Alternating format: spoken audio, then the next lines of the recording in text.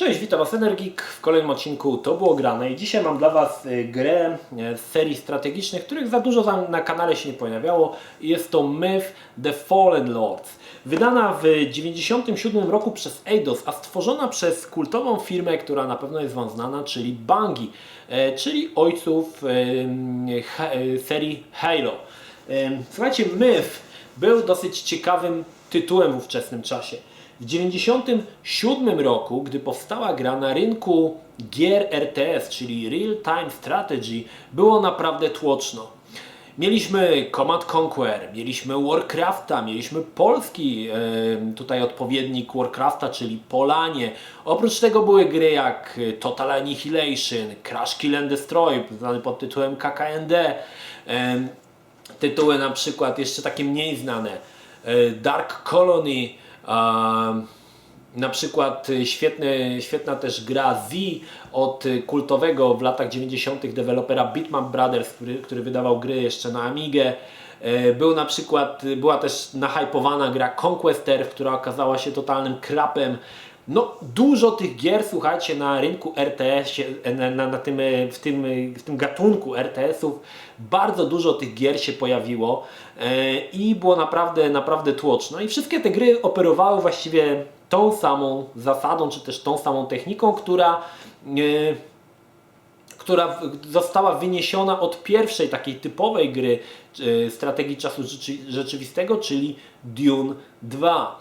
Mianowicie polegało w większości wypadków, oczywiście też nie generalizuję, bo zdarzały się wyjątki, oczywiście mówię o pojedynczych misjach, zazwyczaj polegało to na tym: zbuduj bazę, zbierz surowce, wyprodukuj miliard czołgów, czy tam orków, czy żołnierzy i wjedź na bazę wroga, przetaczając się po niej jak walcem i zakończ misję.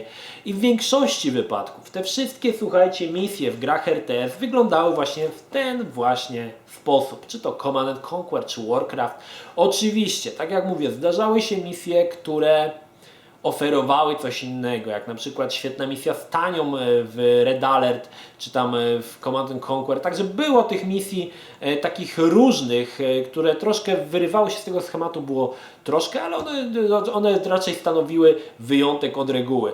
I w 1997 roku pojawia się gra Myth, która wprowadza coś całkowicie nowego do rynku gier RTS. Chociaż ten tytuł nie do końca można nazwać Real Time Strategy, czyli strategią czasu rzeczywistego, a raczej grą taktyczną czasu rzeczywistego. Bungie stworzył coś całkowicie unikalnego. Fabuła może nie jest jakaś aż tak porywająca, ale jest dosyć ciekawa. Oto ludzkość walczy z upadłymi tytułowymi panami. I właściwie cała ludzkość już praktycznie jest u kresu sił. Zostało jedyne miasto, które nadal broni się przed najeźdźcami, ale ono też wkrótce upadnie.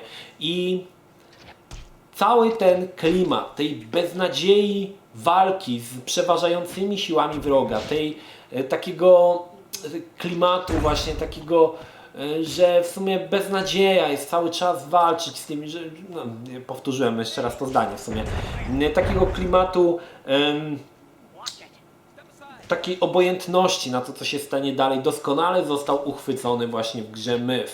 Ponieważ w momencie, gdy zaczynamy przejmować stery w grze, zaczynamy powoli odbijać kolejne połacie terenu z rąk upadłych lordów. Ale tak jak mówię, cały czas w tej grze panuje ten klimat tej beznadziejności i takiego...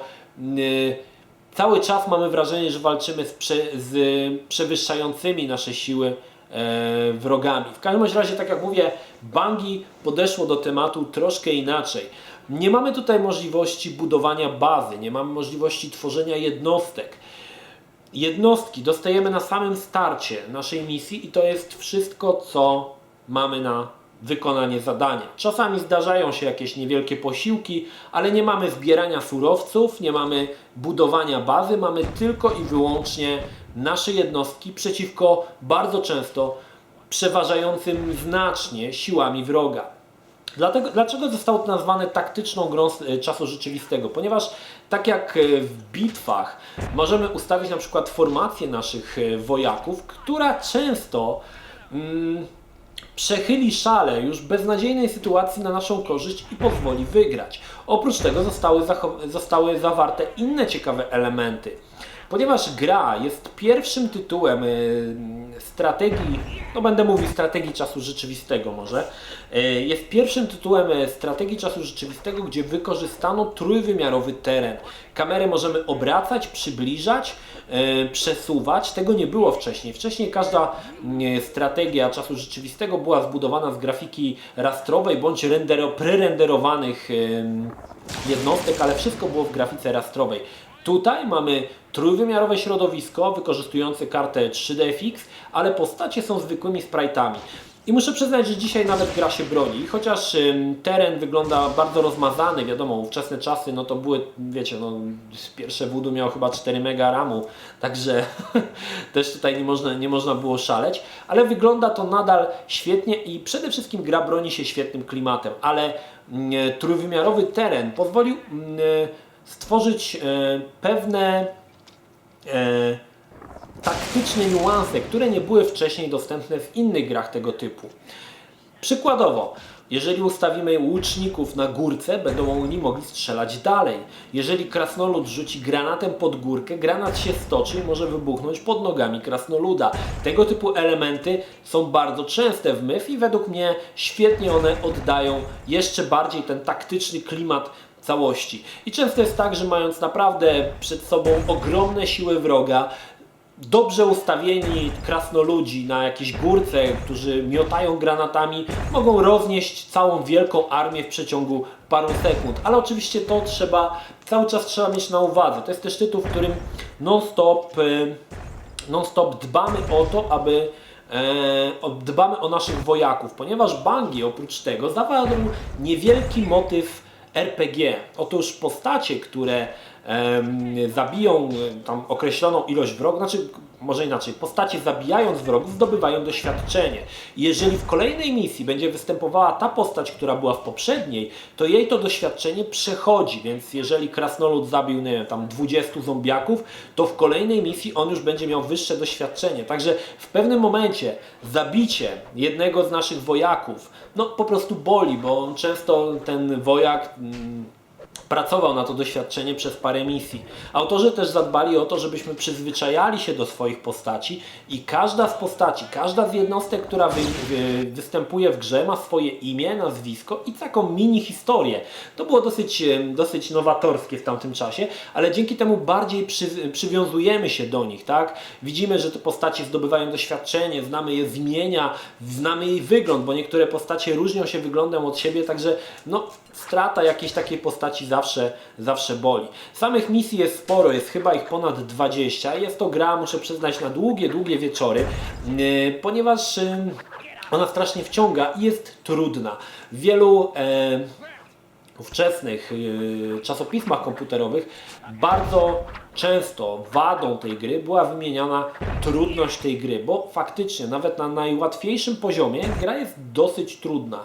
Oczywiście jeżeli nie myślisz taktycznie, jeżeli próbujesz przenieść na MIF swoje takie metody grania na przykład ze StarCrafta, tak? Czyli wszystkie jednostki wrzucamy w środek i zobaczymy co się stanie. Tutaj tego typu zagranie bardzo szybko kończy misję i musisz grać od początku. Także muszę przyznać, że ta taktyka w tej grze świetnie została tutaj oddana.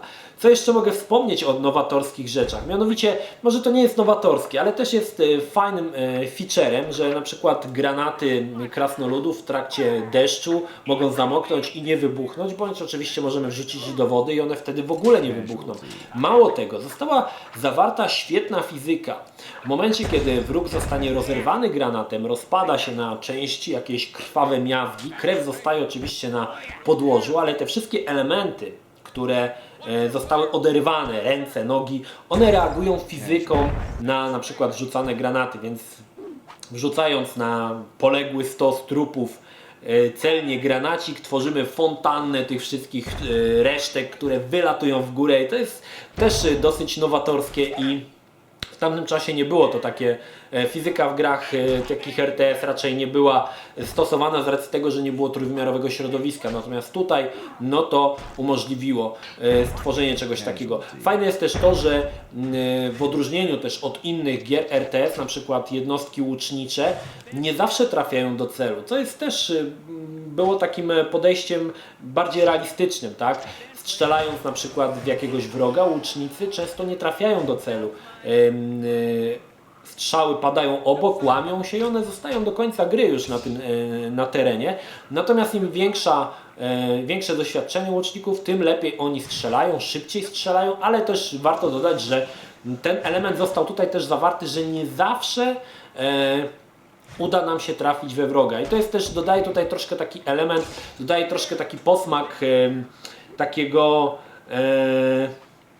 takiej niewiedzy, tak? Czy się uda, czy się nie uda. I często jest też tak, że jak mamy niedoświadczonych łuczników, pomimo że stoją na górce i strzelają bardzo daleko do wroga, często ich tracimy, bo po prostu oni są niedoświadczeni i nie mogą trafić wroga na tyle szybko, zanim on się do nich zbliży. Tak jak już powiedziałem wcześniej, no mamy różne jednostki przeciwko różnym jednostkom wroga, czyli mamy łuczników, mamy krasnoludy rzucające granatami, mamy żołnierzy, mamy tak zwanych berserków, czyli takich wojowników jak Braveheart, czyli jak Waleczne Serce, umalowanych z twarzą na pół niebiesko, którzy biegają z mieczami. Samych jednostek może nie ma dużo. Mamy uzdrawiacza jeszcze na przykład. Samych jednostek nie ma dużo i faktycznie często brakowało mi troszkę nowych tych jednostek.